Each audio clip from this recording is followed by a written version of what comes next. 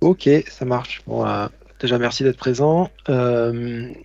Aujourd'hui, je vais vous parler effectivement de Blazor. Mais avant toute chose, je voudrais vous parler un petit peu de React. Parce que c'est quelque chose qu'on fait beaucoup chez AXA et c'est quelque chose qu'on fait beaucoup également dans le monde de l'informatique en général pour les projets plutôt front. Et moi, je suis quelqu'un qui aime pas forcément les projets React ou Angular ou JS. Mais bon, je vais essayer de rester à peu près impartial et on va voir un petit peu aujourd'hui ce que peut faire, ce que peut apporter Blazor sur ses projets. Alors déjà, on va parler d'une petite application React. Ok, donc je l'ai ouverte ici dans mon éditeur. On a ici un app.js. Alors pour ceux qui font du React, ça va paraître relativement naturel. Euh, Ici, on a une fonction app qui représente l'application. On a, alors si on regarde un petit peu direct l'HTML, on a des boutons. Et quand on va cliquer sur un bouton, ça va faire quoi? Ça va faire un add Blazor counter et ça va faire un remove Blazor counter. Donc ça va ajouter un Blazor counter et ça va retirer un Blazor counter. Alors, qu'est-ce que c'est que ces choses-là? Pour l'instant, je vais regarder un petit peu, j'essaie de décrypter un peu l'application, voir ce qu'elle fait. Ici, on voit qu'on a un Blazor counter et ça va aller setter deux propriétés, title et increment count. Et puis increment count, on voit que à chaque fois qu'on va cliquer, ça va valoir plus 1. Bon. Et ensuite ici, on voit qu'on a une balise un petit peu spéciale, my Blazor counter, sur laquelle on va appliquer les deux propriétés, donc title et, euh, et increment count, et on va leur passer les valeurs qui sont justement qui ont été justement incrémentées auparavant. Alors, je vais lancer l'application pour voir un petit peu ce qu'elle fait. C'est une application de test, hein, il n'y a pas grand-chose, mais c'est simplement une application full React. Donc, du coup, pour la démarrer, un simple npm start suffit, n'est-ce pas? J'ai fait mon npm i avant pour pas qu'on passe la présentation à télécharger des librairies. Ça, c'est mon petit pic pour les gens qui font du React et du front en général. Là, je dois meubler le temps que ça se lance parce que c'est d'une rapidité inouïe. Mais bref, je vais lancer mon application. Ouais, j'arrête mes petits pics. Je vais lancer mon application. Ça va me démarrer un serveur et ça va aller sur mon localhost 3000. Alors, l'application, elle est d'un design fou.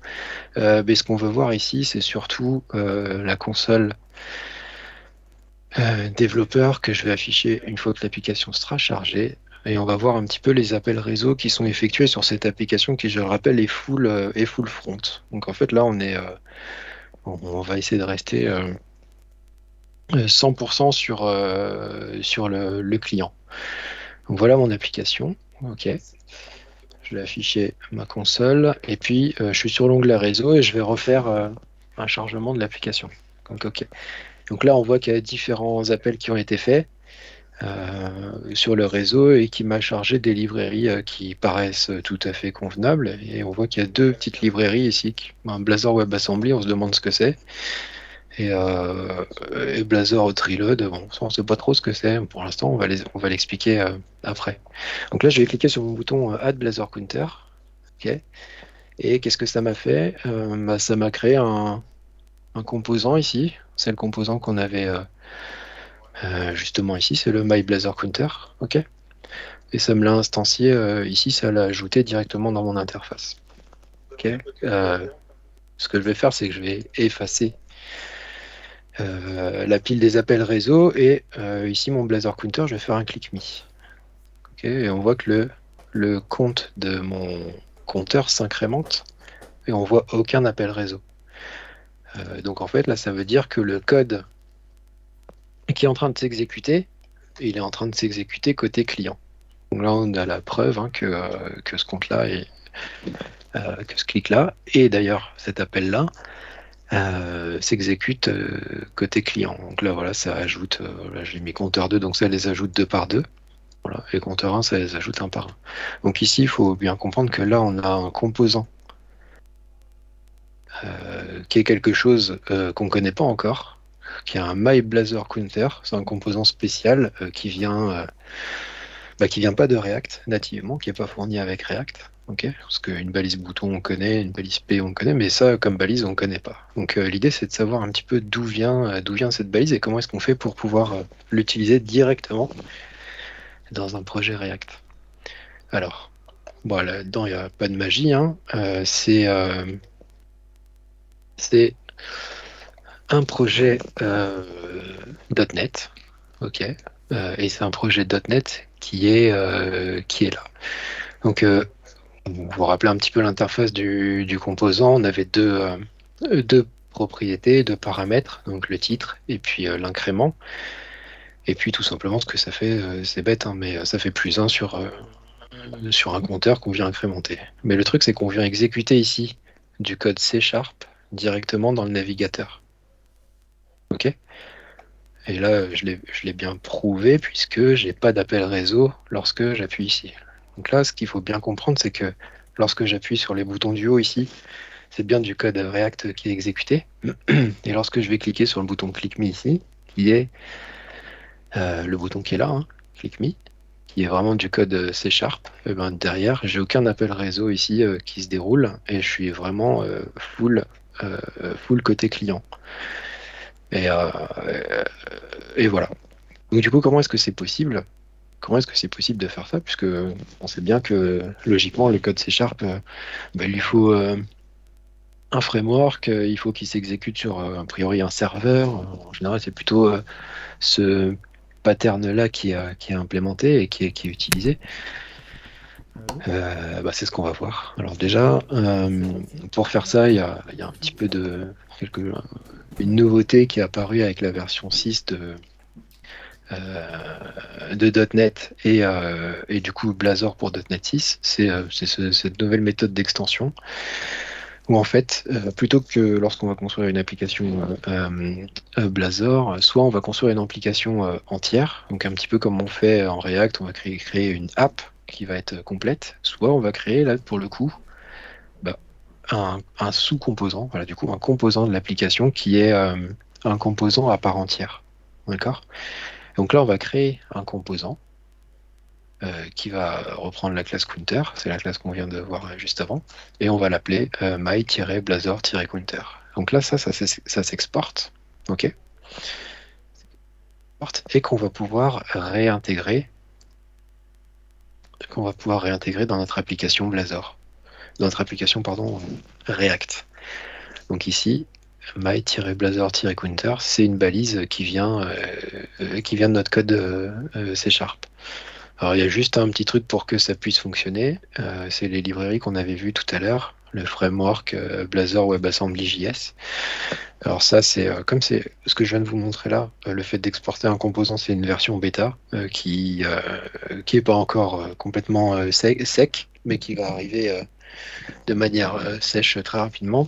Et pour l'instant, il requiert qu'on ait un petit script supplémentaire.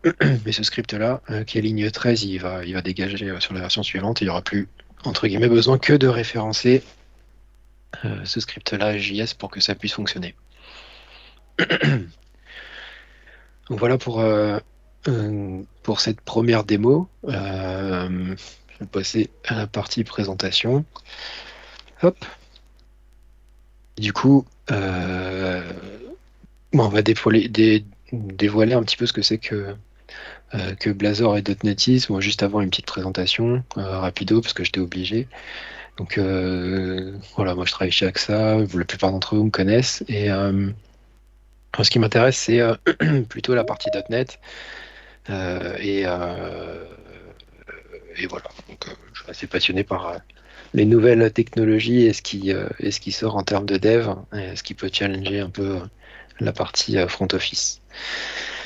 Du coup, tout ce qu'on a vu là, c'est possible parce qu'il y a une techno qui s'appelle WebAssembly, qui n'est pas spécifique à Blazor, mais qui est générale dans l'industrie de l'IT, hein, qui est apparu il y a quelques années. Qu'est-ce que c'est que WebAssembly? C'est un format binaire qui peut être compris de la plupart des navigateurs modernes, de tous les navigateurs modernes d'ailleurs, et qui est devenu un standard depuis quelques années. Et il faut voir ça comme une cible de compilation pour n'importe quel langage. Donc là, on parle de C Sharp. Et C Sharp, sa réponse en WebAssembly, c'est Blazor. Ça pourrait être n'importe quoi d'autre. Vous pouvez également créer une cible de compilation pour C Sharp pour votre navigateur. Mais ça pourrait être n'importe quel langage. Ça pourrait être Java, ça pourrait être du C, du C++, du Rust, du Scala, peu importe. Voilà. N'importe quel langage peut devenir du WebAssembly à condition qu'on ait un compilateur qui soit capable de faire la traduction. Euh, donc depuis quelques années, c'est apparu et ça offre une vraie alternative à JavaScript parce qu'aujourd'hui, c'est clairement JavaScript qui règne en maître sur les développements front-end. Mais WebAssembly peut, euh, peut être une alternative sérieuse à JavaScript. Et d'ailleurs, JavaScript peut être compilé en WebAssembly et ça améliore les performances d'exécution du JavaScript. Pourquoi? Parce que en fait, le WebAssembly, c'est du binaire pour le navigateur et du coup, on est sur du bare metal, hein. On est sur de l'exécution qui est très très rapide dans le sens où c'est du binaire et on peut difficilement faire mieux que du binaire. Alors pour les navigateurs anciens, il y a une librairie qui s'appelle SMJS qui permet d'exécuter du WebAssembly sur n'importe quel navigateur. Donc même sur Internet Explorer 6, on peut faire tourner du WebAssembly à condition d'avoir SMJS qui va être chargé. Alors l'inconvénient, c'est qu'au niveau perf, c'est beaucoup moins bien parce qu'on est sur l'interprété et qu'en taille de téléchargement, SMJS est assez gourmand. Alors, si on passe sur la pile du dessus, donc là on était sur la WebAssembly, juste au-dessus de ça, nous ce qui va nous intéresser, c'est le titre de la présentation, c'est Blazor. Mais qu'est-ce que c'est que Blazor? Déjà, vous avez la définition dans le deuxième item. Donc Blazor, c'est la contraction de Browser et Razor. Alors, Browser, vous savez tout ce que c'est. Et Razor, c'est quoi? C'est un moteur de rendu, c'est le moteur de rendu d'ASP.NET. Donc ça permet d'avoir des interfaces sur ASP.NET. Voilà. Donc ils ont gardé un peu ce système euh, dans- de page Razor pour définir l'interface, plus une implémentation côté C Sharp. Donc Blazor, c'est un framework SPA, Single Page Application, C Sharp, qui est maintenu par Microsoft et qui s'exécute dans le navigateur via les WebAssembly, comme on vient de le voir. Donc effectivement, Razor va servir à décrire la syntaxe de votre application, enfin de votre UI plutôt. Et derrière, vous allez pouvoir lier ça à des événements, des boutons, des choses comme ça. Euh, comme tous les frameworks SPA que je connais, et notamment React, Blazor il est basé sur une architecture type composant, et c'est pour ça qu'on a pu exporter ici un composant Blazor pour l'importer dans React. Et ça, c'est pour le coup, je trouve que c'est une bonne architecture parce que ça permet la réutilisabilité des composants, etc. Donc ça, c'est plutôt pas mal.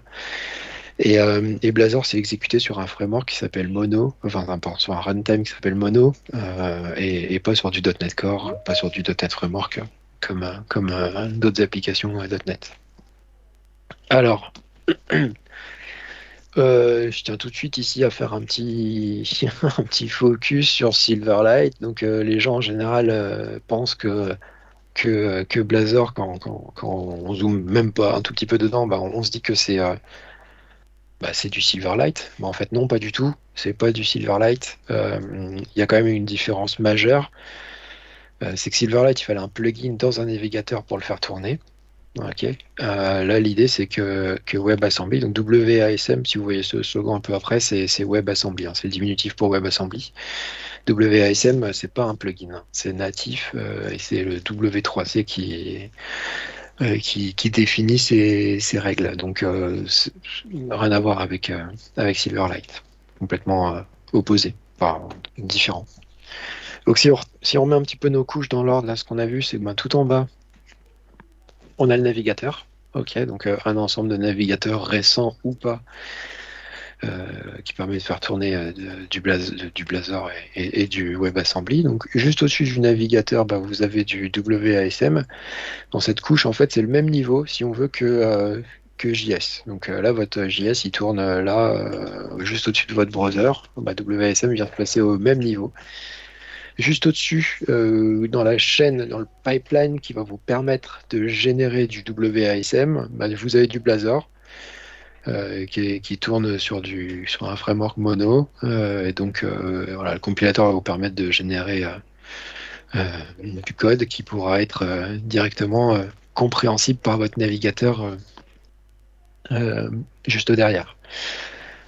Donc, les avantages que ça offre, c'est que vous profitez de tout l'écosystème .NET, qui est un super écosystème, qui est reconnu dans le domaine du développement. Hein. C'est quelque chose qui est mature, qui a maintenant 20 ans. Ouais, c'était 2001, je crois, la première version de .NET, de mémoire 2001-2002. Donc ça a 20 ans, c'est quelque chose qui est prouvé, qui est fiable. Vous avez des langages modernes, on est à la version 10 de C# aujourd'hui, si je dis pas de bêtises. Donc voilà, la version 1, c'était la version 1. Hein. Il y avait des choses à améliorer, mais justement, c'est ce qu'a fait Microsoft au fil des versions de C# et le langage est aujourd'hui hyper mature, permet de faire des choses très très intéressantes, tout en gardant une lisibilité qui je pense est remarquable. Donc voilà, ça s'est évolué avec son temps. Au niveau performance, c'est super. Alors vous bénéficiez des performances également de .NET 6. On verra un petit peu après. Il y a un point spécifique sur les perfs. Mais on a amélioré les perfs. Chaque version de .NET, de toute façon, ils améliorent les perfs au niveau de l'outillage. Donc c'est vraiment top.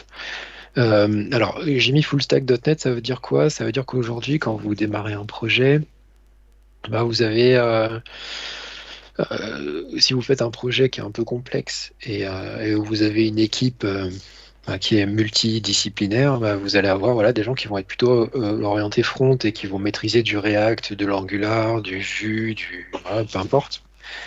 Et vous allez avoir des gens en face qui vont être plutôt back-end et qui vont maîtriser du Java, du .NET ou un autre langage qui est plutôt réputé back. Là, justement, on casse ces silos et on va permettre à une équipe d'être potentiellement full stack sur une seule et même techno. Alors, c'est un peu le pendant, JavaScript l'a également fait avec Node.js, hein, mais là, c'est un peu dans l'autre sens. Puis voilà, vous avez tout l'outillage qui est quand même admirable. Visual Studio, c'est quand même un super outil. Vous avez des concurrents qui sont apparus à côté de JetBrains. Ils ont fait un IDE concurrent. Il y a moyen de l'utiliser également. Enfin, il y a quand même pas mal de choses qui sont plus plaisantes. Vous avez un debugger. Des choses qui sont quand même plus sympas à mon avis, qu'en JS en général. Bon, il y a des avantages, mais il faut être également pragmatique. Il y a également des inconvénients. Euh, mais là, c'est plutôt des idées reçues. Hein. De toute façon, voilà, .NET, c'est fait que pour faire du back. Hein. Il y a pas de front pour du .NET, si ce n'est du client lourd, et encore. Voilà, ça c'est plutôt une idée reçue, mais elle est bien ancrée dans la tête à la fois des développeurs même, souvent. Enfin, pas vous, puisque vous êtes là pour... du coup, aujourd'hui, vous n'aurez plus d'excuses, hein, vous savez. Mais surtout dans la tête des dirigeants et des gens qui sont potentiellement décideurs sur les technologies ou les choses comme ça, à adopter dans une entreprise. Du coup, c'est quand même fortement ancré dans les mémoires que le back c'est du Java ou du .NET et que le front c'est un framework SPA type Angular, React, Vue. Voilà. Et malheureusement, c'est un peu le pendant aussi. Hein, moi, c'est comme ça que je l'explique. Peut-être qu'il y a d'autres explications, mais il y a peu d'adoption de grands acteurs pour le moment. Voilà, il n'y a pas un Amazon qui a dit voilà, je fais du Blazor. Il n'y a pas quelques grands noms qui ont tapé du poing sur la table en disant ça c'est une super techno, je vais l'adopter, ou au moins la poker pour un site grand public, etc. Mais pourquoi est-ce qu'ils font pas ça pour du grand public? Pour moi, c'est le troisième inconvénient. qu'on verra un petit peu après dans le détail hein, pour la taille du téléchargement, mais quand on est en WebAssembly, donc sur Blazor, il y a deux modes. Il y a le mode WebAssembly et le mode serveur. Je vais détailler un petit peu après. Mais la taille du téléchargement initial peut être problématique sur du WebAssembly, là où on veut que des applications type vitrine répondent le plus rapidement possible. On ne peut pas se permettre, pour du grand public notamment, on ne peut pas se permettre de télécharger 1, 2, 3 mégas avant d'afficher quoi que ce soit. Donc là, c'est problématique pour Blazor en mode WebAssembly, parce que en mode serveur, ce qui se passe, c'est que on garde que les interactions côté front. Et en fait, on a du signalaire entre le front et le back, et on fait voyager les événements, et le rendu est fait côté serveur et renvoyé côté client. Bon, c'est pas un mode que je conseille, mais c'est un mode qui existe, et qui permet d'afficher pour le site grand public quelque chose assez rapidement. Alors, un des gros avantages, c'est plutôt côté architecture. Donc, tout simplement, là, je vous ai fait un petit modèle de comment marche l'architecture enfin, de Blazor. Donc, on va imaginer une application avec un client, ou plutôt une partie front, et puis une web API qui va servir un endpoint, voilà, qui s'appelle People. Donc, lorsque le client va vouloir requêter sur slash People, bah, le client, il va falloir qu'il ait euh, sa définition de personne. Qu'est-ce que c'est qu'une personne? Bah, du coup, il va référencer une librairie partagée, ici, dans laquelle il y aura la définition du modèle personne. OK. Et du coup, côté Web API, bah, c'est pareil. Il va falloir que la Web API ait sa propre définition du modèle personne. Bah, du coup, là où ça va être intéressant, c'est qu'ici, on va référencer mais la même librairie. Donc, on va référencer un modèle qui est partagé entre le client et la Web API. Ce qui fait que quand je change ma personne ici, j'ajoute un champ, bah, du coup, c'est immédiat. Côté client et côté Web API, on est synchronisé, on a la même définition du modèle qui a évolué en même temps, au même instant. Là où aujourd'hui, c'est un peu décorrélé, et bah, le client a sa définition du modèle et la Web API a sa propre définition du modèle. Donc on fait quoi? On duplique les modèles, on a potentiellement un risque de désynchronisation. Alors quand on n'a qu'une seule version, bah, c'est parfait, mais quand on commence à avoir 2, 3, 4, 5 versions qui évoluent pas forcément en même temps, bah, on se retrouve avec des désynchronisations et patatras. Alors du coup, si on zoome un peu sur les nouveautés qui ont été apportées à Blazor avec .NET 6, bah, alors l'export de composants en mode expérimental, c'est ce qu'on vient de voir, hein. C'était la première démo, donc on peut exporter des composants vers React et Angular. C'est ce qui est prévu aujourd'hui. On a également les native dependencies. Alors qu'est-ce que c'est? Je vais faire un zoom particulier sur cette fonctionnalité. Il n'y aura pas de démo sur cette fonctionnalité, mais je vais vous expliquer ce que c'est. Native Dependency, ça apparaît avec .NET 6, et une librairie native qui est écrite dans n'importe quel langage, elle peut être utilisée euh, dans Blazor. Ça veut dire quoi? Ça veut dire que dans Blazor, vous devez ajouter une native file référence, et ça vous permet, après recompilation en WASM, d'utiliser n'importe quelle librairie. Donc typiquement, si vous avez quelque chose qui est écrit en Rust, que vous êtes capable de le recompiler avec un compilateur en WASM, bah, vous pouvez le réutiliser dans Blazor. Donc là, ce qu'ils ont fait, une librairie qui est assez connue, qui s'appelle SQLite, que je pense que certains d'entre vous connaissent, c'est une base de données mobile, hein, n'était pas compatible avec Blazor en .NET 5 parce que bah, elle est écrite en C. Il n'y avait pas de wrapper .NET dessus. Donc là, ce qu'ils ont fait, c'est voilà, avec un EMCC, ils l'ont recompilé en .NET 6. Et du coup, on peut utiliser maintenant du SQLite dans Blazor directement. Donc ça, c'est quand même une super news. Et ça permet de faire des choses, ça ouvre des champs assez intéressants.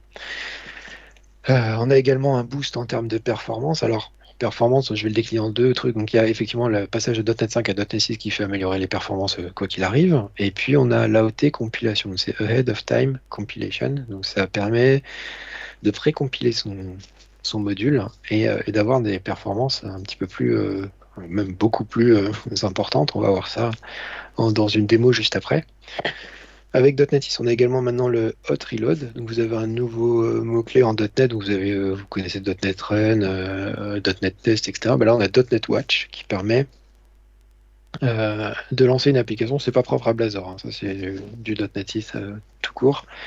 Ça permet de lancer une application et lorsque vous allez faire un CTRL-S sur un fichier, ben, ça va automatiquement relancer l'application à chaud sans que vous ayez besoin de stopper l'application, la rebuilder et la relancer. Et puis il y a un tas d'autres améliorations dont on n'a pas le temps de parler malheureusement aujourd'hui. Alors, démo 2. Bah, cette démo 2, c'est sur la performance. Donc, je vais vous lancer ici mon simulateur de satellite. Alors, je fais CTRL F5, ok, pour pas qu'il y ait de débugger attaché. Donc c'est un super simulateur où vous avez un système solaire binaire, donc avec 2 étoiles, n'est-ce pas? Et autour de ces 2 étoiles, vous avez 100 satellites. Ok. Et en haut à droite, vous avez la performance de mon application. Donc là, aujourd'hui, elle tourne à 60 FPS et c'est super. Je vais augmenter le nombre de satellites. Je vais augmenter le nombre de satellites. Alors, je sais pas ce que ça rend chez vous. Je regarde à côté. Ouais, c'est un peu, c'est un peu saccadé, mais chez moi, c'est fluide. Et surtout, ce que vous pouvez regarder, c'est en haut à droite. Vous avez le nombre de FPS. Ici, on est à 60, donc c'est super. Maintenant, je vais augmenter le nombre de satellites petit à petit pour voir jusqu'à quand j'arrive plus à avoir grand-chose. Je vais aller à 4000 satellites. On voit qu'ici, on commence à peiner. On a 45 FPS. Donc, on voit qu'on commence à peiner. On n'est plus aux 60. OK? Donc, ça, c'est mon application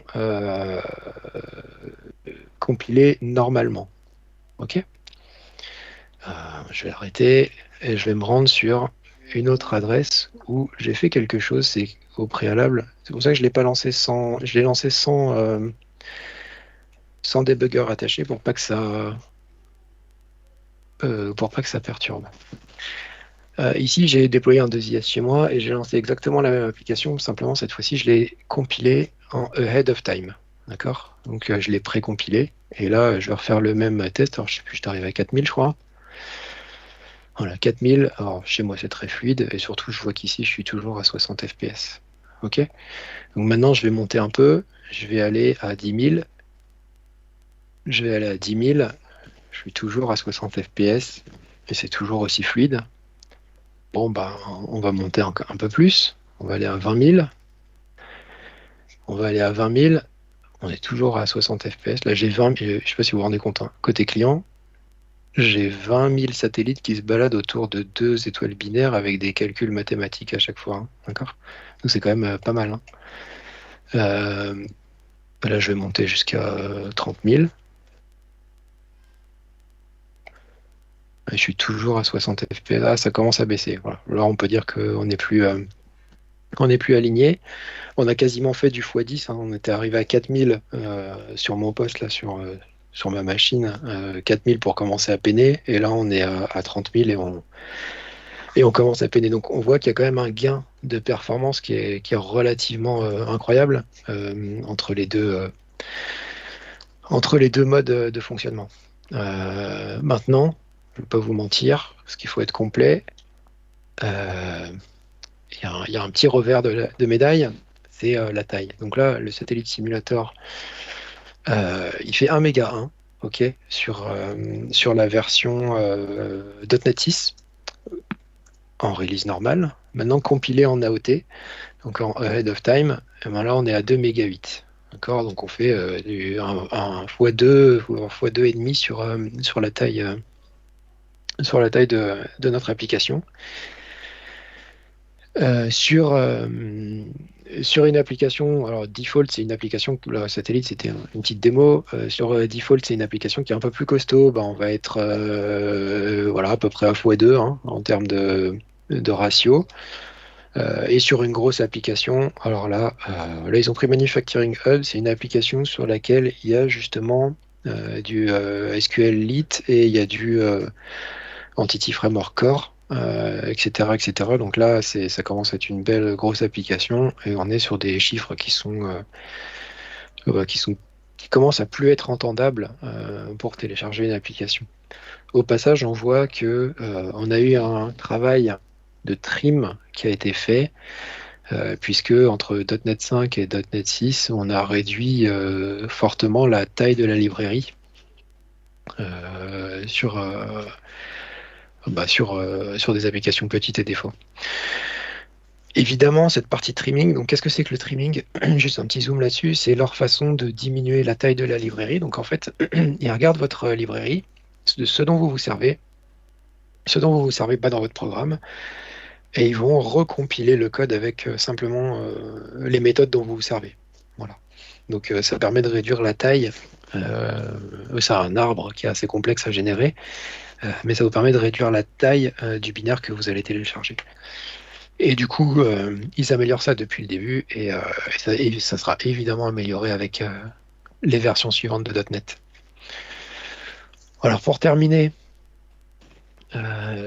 sur ce que je pense personnellement de Blazor, alors pour moi on l'a vu avec la taille, c'est difficilement entendable de faire ça sur un site grand public parce qu'on a besoin de réactivité tout de suite. On veut que l'application s'affiche en un minimum de temps et c'est pas forcément l'objectif qu'on a avec Blazor sur du WebAssembly. Ça l'est avec Blazor serveur, mais pas avec Blazor WebAssembly. Donc pour moi, ça va plutôt s'adresser à des applications intranet sur laquelle voilà, l'utilisateur il attend peut-être quelques secondes, 2 ou 3 secondes avant d'avoir sa réponse au démarrage de l'application. Bon, c'est pas forcément pénalisant pour lui, sachant qu'il va utiliser sur l'application peut-être 1 heure, 2 heures dans la journée, donc voilà, c'est entendable. Moi, je suis personnellement moins fan du mode serveur, donc dans lequel on a un signalaire qui va être mis en place entre le client et le serveur parce qu'on a des gros échanges réseau et bon, on perd un peu en réactivité, je trouve, notamment lorsque le réseau n'est pas au top. Euh, En point positif, on l'a vu, il y a les native dependencies qui permet d'ouvrir le champ des possibles avec des choses qu'on ne sait pas faire sur JavaScript, donc de recompiler une librairie et de la réutiliser. Aujourd'hui, je ne crois pas qu'on sache faire en JavaScript. Et puis l'export de composants, ça va permettre, c'était la première démo, d'exporter des composants et puis de pouvoir les réintégrer dans du React et de faire du coup, potentiellement, c'est peut-être une porte d'entrée pour Blazor, pour pouvoir être utilisé directement dans les équipes front déjà en place dans beaucoup d'entreprises. Évidemment, on a un tooling de haut niveau. On a un tooling qui est très très bon avec, je l'ai déjà dit, mais la plateforme Visual Studio et compagnie. Et surtout, on a un cutting qui est en constante amélioration. Donc, si je reviens sur la slide d'avant, voilà, les tailles des composants vont être amenées à être réduites sur les versions suivantes. Donc, voilà, c'était ce que je voulais vous présenter aujourd'hui. Je pense qu'on est relativement dans les 35 minutes de retard, désolé. Mais si vous avez des questions, c'est le moment.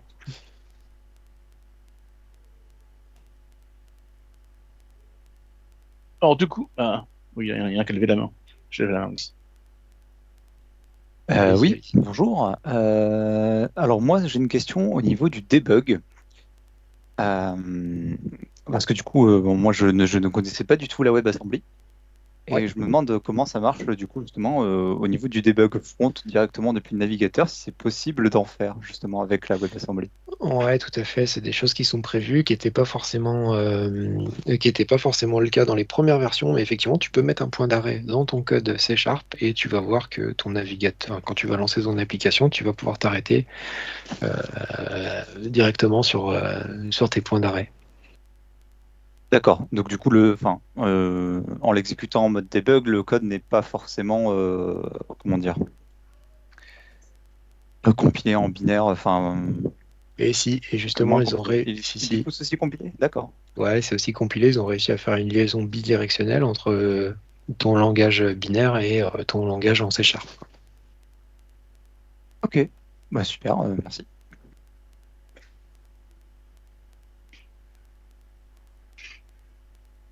Du coup, moi, je voulais parler aussi. Du coup, ça, je comptais le pitcher. J'en ai déjà parlé en cop front, en cop.net, et je devais le pitcher il y a peut-être une semaine, mais bon, j'ai eu des problèmes de congé non volontaires, on va dire, du coronavirus. Mais du coup, voilà, c'était juste pour dire que je comptais le pitcher, et si jamais tu voulais le pitcher ou un truc comme ça, si tu voulais qu'on fasse ça ensemble éventuellement. Avec plaisir, ouais, pas de souci. Il n'y a pas de problème. Bah, tu me contactes et puis on regarde ça.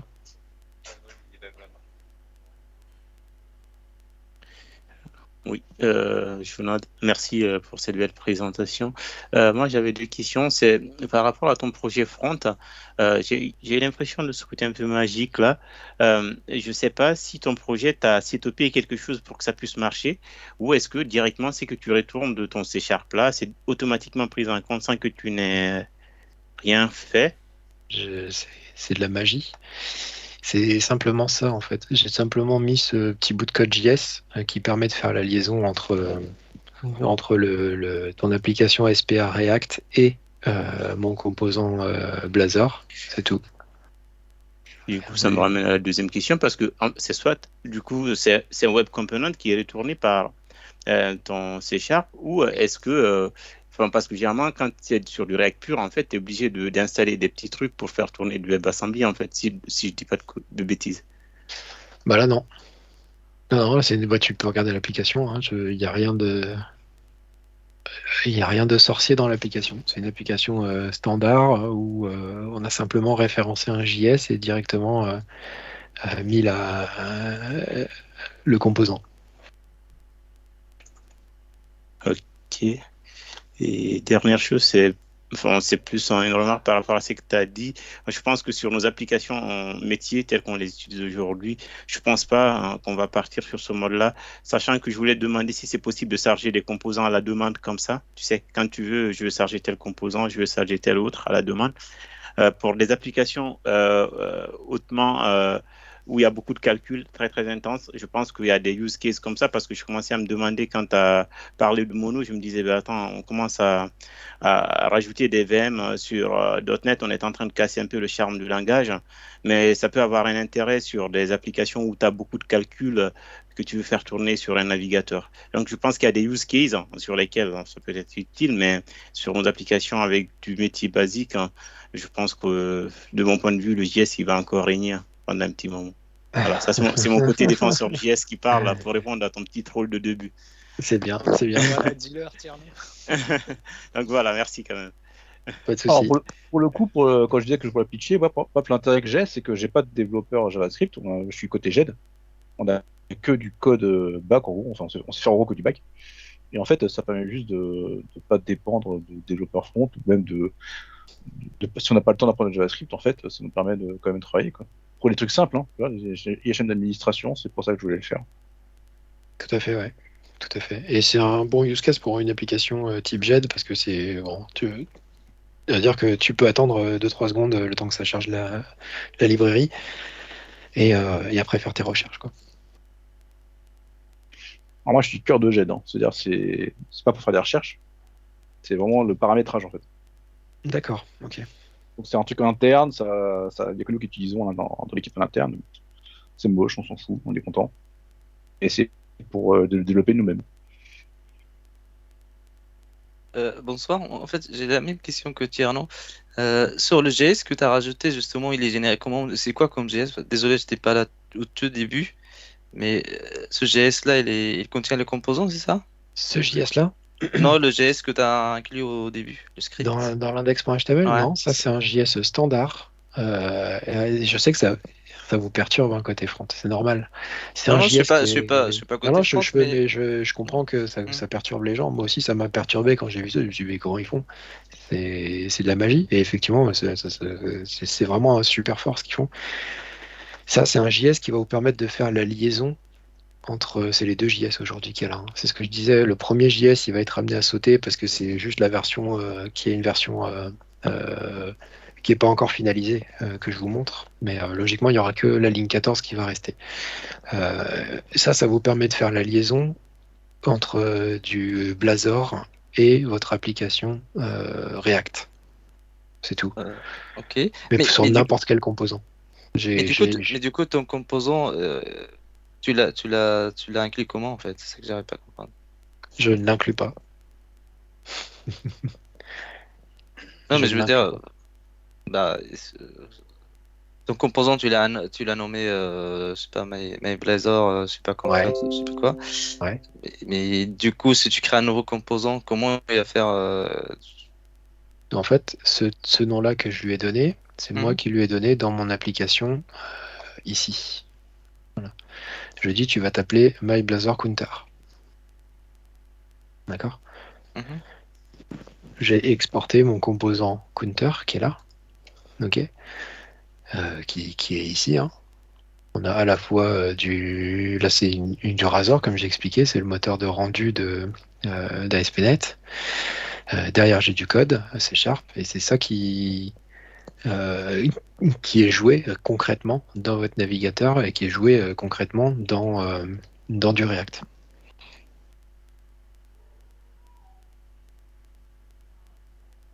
Ok. Mais je veux dire, mais ton composant, quand tu l'exportes, tu le références quelque part. Je sais pas, tu l'exportes comment? Pour que l'autre application front ait accès en fait. C'est ça que j'arrive pas à comprendre. Ouais, pour l'instant, je l'ai juste exporté sur un HTTP local. Ok, Mhm. et dans mon autre application ici, package.json, j'ai voilà, sur mon localhost 7123, j'expose mon composant. Ah ok, d'accord. Donc c'est ça qui m'a Voilà. manqué. Ok. Super, merci.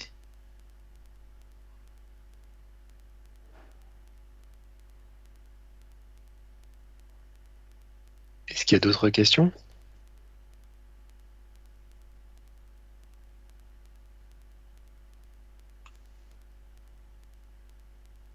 Non? Bah, du coup, je pense qu'on peut s'arrêter là.